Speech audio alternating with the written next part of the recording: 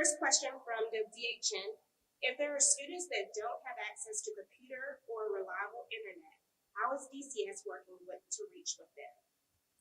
So this week and next week, the principals and other staff will be reaching out to parents to try to ascertain what's the best way that they can communicate. We know that there are some students that may not have the internet capability.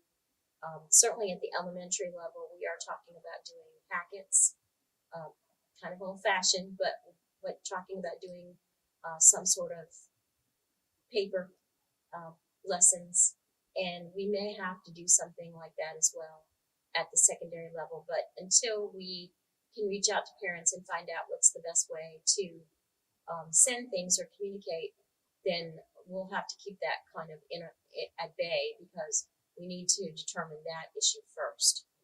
But that's the methodology. First, we would try to use virtual. Beyond that, we will probably end up doing packets. Okay, the second question is, has the school system explored any particular online learning platforms for remote instruction?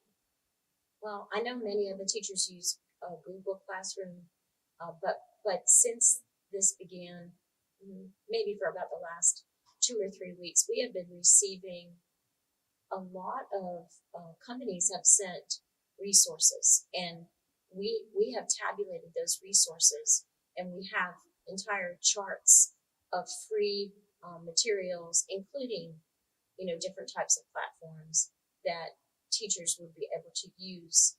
And I'm grateful for that. I know that the companies have done that probably for the entire nation, certainly for the other superintendents in the state. But I can't, other than the Google Classroom right now, I can't say which particular platform each teacher or school might be willing to use at this time.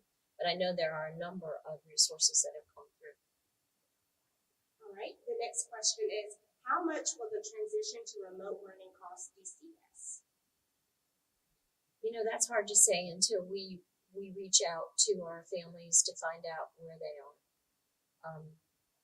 We do not have enough of the Chromebooks to be able to hand out to every single student. Just to do a lease of Chromebooks, which we did at our last board meeting, it's quite expensive. A lease is over $300,000. So we would probably have to do, I would think, at least another $500,000 to be able to have just the Chromebooks to put in the hands of students, not to mention what the particular platform might be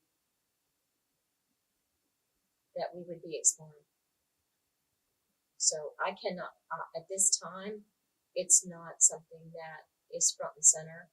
As we progress through this, I will have more information.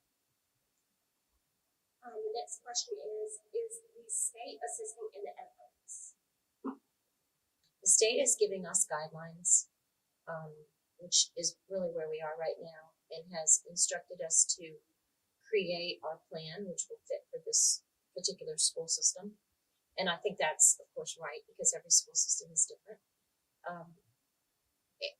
And as I said previously, there are companies that usually work with school systems, for fee, that have been gracious enough to try to offer their resources during this time for, say, an 8-week period or a 12-week period where we can use those. In terms of any additional dollars that might be coming forward, I don't think anybody has thought that through yet. We're waiting to see what some of the recent federal packages that have passed, if there will be anything that comes forward for public schools. But I don't see that coming through in the next month or two.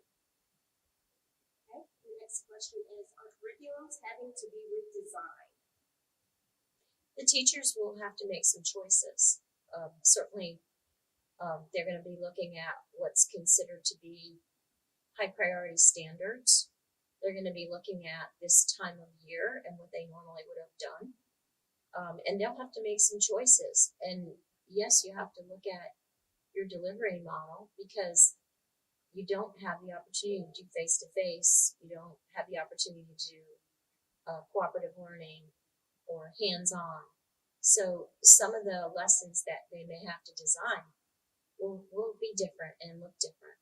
But as far as the curriculum, I would say that that's driven by the state standards. All right, next question is, what plans are there to help the first graduating class of Dothan High to have their spring semester activities like prom and graduation? At this time, we have been told, and I think it's clear from the state and from the feds, that there will not be able to be any types of gatherings like that. It is extremely unfortunate. We're all very, very sorry that this has happened. I know seniors, just in general, look forward to this time, and we look forward to it too, to be able to celebrate it with them. It's a huge milestone, but everybody's mind right now is on safety and keeping children safe and keeping the families safe, and so there are no options right now for us. We will have to see what happens as we go through the next few months. If there's any way that, perhaps after this is over during the summer, that we can have the graduation or some sort of celebrations, we certainly will try to do that. But right now, no, there is no planning that would take us to a place where we could be on track to do prom, graduation, and those kinds of events. All right, and the last question from WDHN is, are there any thoughts you would like to give to parents and students? I just want them all to know that we miss them, that we're thinking of them, that this is a trying time for everyone, and we're all just trying to make it the best that we can. And I think that will be probably what students will remember, are the principals and the teachers that will be reaching out to them next week, seeing how they're doing.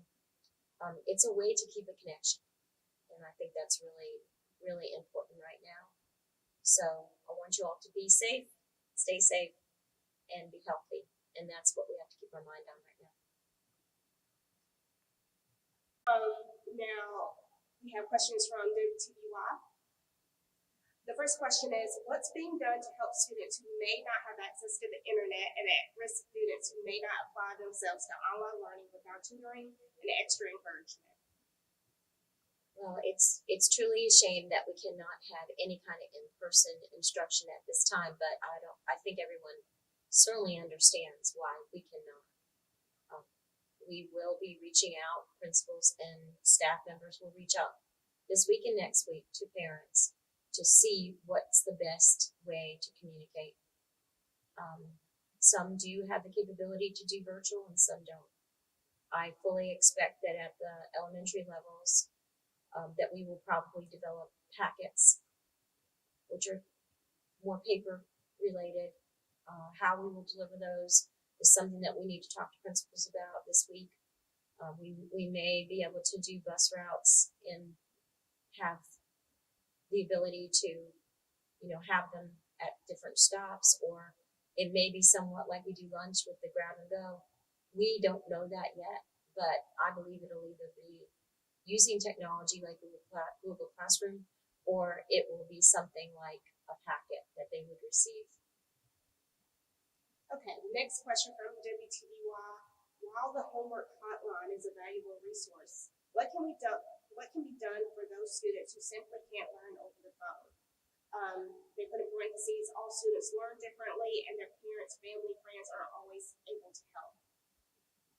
Well, all of our teachers, whether they're exceptional ed teachers, whether they're limited English proficient teachers, will be developing the lessons. And so, we would hope that they would be able to give instruction that will use or allow the students to use different ways to learn. Of course, honestly, not being able to do face-to-face instruction, a lot of our wings have been clipped on that. So we will just have to be as creative as possible to try to help.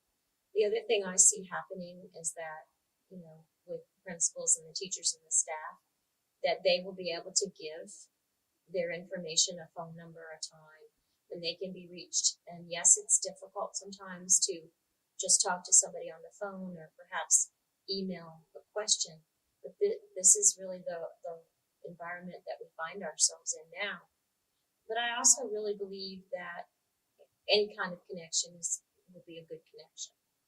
I heard from a teacher last night who had taken it upon herself to, I think it was, send a letter to her students, and she got some really nice responses.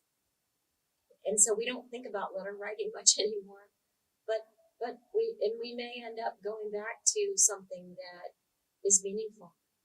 There are ways that we can communicate besides what we're used to doing right now. Okay, the next question from WTBY. What will the differences in take-home packets versus working online be? Will any of these students be at a disadvantage as a result? Well, it's going to be up to the teachers and the principals to determine what's in the packets or what they teach virtually. I do not believe that I can promise that every single piece of information that we provide out will be exactly the same. There's just no way to do that. But I believe that the teachers and the principals are mindful of what they're doing. And so to the extent possible, if they do virtual, then they will provide a packet that would mimic what they had done. They just won't be able to deliver that, perhaps visual that they're getting through the use of technology. So again, I foresee that exceptional teachers will be very involved in this, and limited English proficient, and folks that can provide more input into what it is that we're asking students to do. Okay. The next question will be, how do you believe the State Department of Education has handled this matter? And if you were in charge, what would you have done differently? I don't think it's right for anybody to second guess who's in charge and how they're dealing with decisions. They have a lot of information. They make the very best call that they can make at the time. So that is not for me to say. I have to do what I need to do for this school system, the very best that I can do to keep our people safe, to still meet the requirements, and at the same time to close down 1 year while trying to provide some sort of continuity for students, thinking about the budget for this year versus next year. There's a lot of things that are in my wheelhouse that I'll be concentrating on. But I would not even begin to say what I might do versus what someone else has done, no more than I would like someone to do that to me. So I think everybody's making the very best decisions they can make with the information that they have. No one has ever seen this before. And the last question, in your opinion, what toll will take on children, especially those in high school, for having proper preparation for college? I believe we've done, I think people are forgetting that, we've gone through, really, this is April. So we've gone through a good portion of the school year. I have been feeling very good, and I've expressed it in the kind of teaching and the kind of instruction that we've had, the kind of social environment that we have provided for our students this year. And so I believe that they have gotten a very, very good education to this point. And no one could foresee this. And we feel very badly for the students, especially for the seniors, not being able to have that special time that should be of such an exciting, enjoyable, happy time for them. So do I think they'll be at a disadvantage? I think there's a few things, but for the most part, I think the teachers have done a good job. And I think they will continue to do a good job for the next few weeks, even in the way that we have to provide. What they are missing are things that are so very important. as I understand, for any student, the extracurricular, the sports, the opportunities to gather together for a rally of some sort, the field trips. We had to cancel the senior trips. We've had to cancel all of our field trips. So those are things that they will miss, but they're also at a point where they're going off to college, and that's an exciting time, and they need to look forward. They've learned. I think that the teachers have done a great job. The principals have done a good job, and this is a crisis that they, as seniors, can see, and I'm sure some of them are doing what they can to assist. I mean, this truly is a huge consideration. The best thing we can do for them is to tell them how important it is for them to social distance and for them to stay safe.